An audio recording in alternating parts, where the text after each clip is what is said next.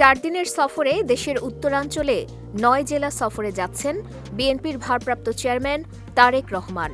আগামী 11 থেকে 14 জানুয়ারি পর্যন্ত তিনি টাঙ্গাইল, সিরাজগঞ্জ, বগুড়া, রংপুর, দিনাজপুর, ঠাকুরগাঁও, পঞ্চগড়, নীলফামারী, লালমনিরহাট সফর করবেন।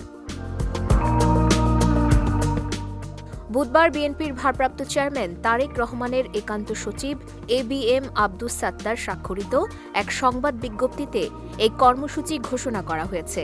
এক্ষেত্রে বাংলাদেশ নির্বাচন কমিশন কর্তৃক জারিকৃত আচরণবিধি কোনো ক্রমেই লঙ্ঘন করা হবে না বলে বিএনপির পক্ষ থেকে জানানো হয়েছে।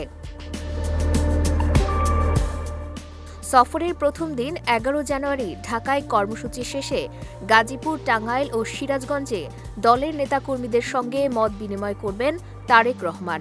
পরে তিনি বগুড়ায় পৌঁছাবেন।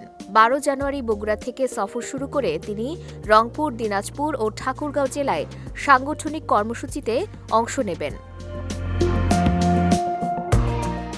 একই দিনে রংপুরে জুলাই-আগস্ট গণঅভ্যুত্থানে শহীদ আবু সাঈদের কবরে শ্রদ্ধা নিবেদন ও দোয়া করার কর্মসূচিও রয়েছে। 13 জানুয়ারি পঞ্চগড়, নীলফামারী, লালমনিরহাট ও কুড়িগ্রাম জেলায় দলীয় নেতাকর্মীদের সঙ্গে বৈঠক ও মত বিনিময় করবেন বিএনপির ভারপ্রাপ্ত চেয়ারম্যান।